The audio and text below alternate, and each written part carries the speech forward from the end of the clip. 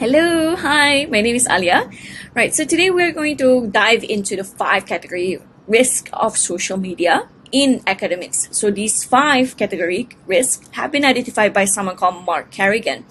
And I'm going to put it in a Malaysian context by giving Malaysian examples, something that we can all relate to as Malaysians. But of course, before we get started, let's find out who this Mark Carrigan guy is. Okay, so this is a picture of him on the right side of the slide. You can see that he's been teaching, right? So that's a little bit about what he does. He's an educational sociologist teaching in the Faculty of Education at the University of Manchester, United Kingdom. So his research explores more on how the proliferation of digital platforms is reshaping education altogether, with a particular focus, of course, on the knowledge production within universities. So basically, how can digital or technology impact education in terms of teaching and also learning? That's basically what he does. Okay, so I got this picture from his blog. It's called markcarrigan.net. I think you can just check it out. Right, so I'm going to move forward with the question. Right, so again, the question: what are the five category risks of using social media for academics? Okay, we all know social media is like one of the best ways to spread awareness and create communities, especially educational communities. You could seriously just make it infographics about medical, let's say, information, let's say about COVID-19, and spread that awareness straight away. But of course, those are some of the risks that you may need to fact check a little bit. But I'm gonna get to that later. Okay, so what's the worst thing that could happen? Right? Just throwing it out there. Right? So there's five category risks, and these are basically the risks. Okay, I don't know if you can see the first one. Okay, the first one is social pressure.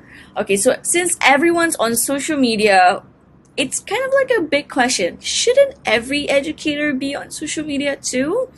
So, of course, it's not necessary, but there are those kind of social pressure where you need to sort of produce digital content or produce educational content and post it on your social media. So sometimes it's really exhausting for some educators, but of course it depends on the personality or the attitude of the educator itself, and hence the social pressure. And the second part is lack of standard. So everyone has a different reason, different purpose, or different agenda being on social media altogether. And of course, not everything is necessarily academic related. In a way that I could be on social media for my own personal, let's say, reasons. Let's say I just want to connect with my friends and so on. So although if I am an educator, I wouldn't be so sort of chained to that title or that professional, I would say, type, a personal identity, I suppose. But I'll share more about that later.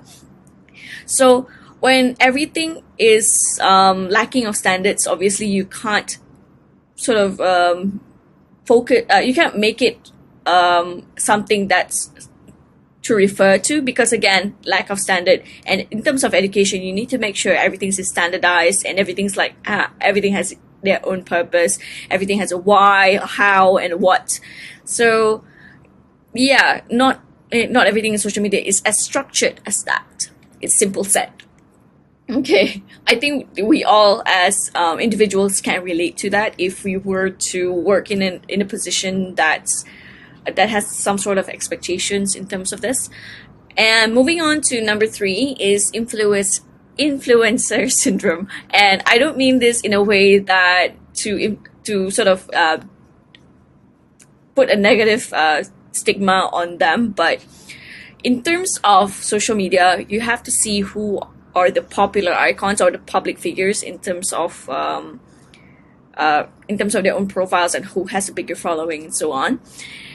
And let's say a profile A with 10,000 followers is sharing an article, and then someone with, let's say, 1 million followers says that no, that's not right. And even though the first person is correct, but the second person has a bigger following, does it make it a true or a fact? So there's that as well, and there's also cyberbullying, where you sort of discriminate those little educators with little followings just because of like someone that's more influential is on the platform is saying, let's say, the wrong things. So that might be that as well. So in the Malaysian context, I guess we can say drinking warm water will kill bacteria on in your throat. It's a myth, but yeah. And another example is COVID-19 cannot spread in hot climate like Malaysia. Also a myth. But it's widely spread out, and we can't really avoid it at this point.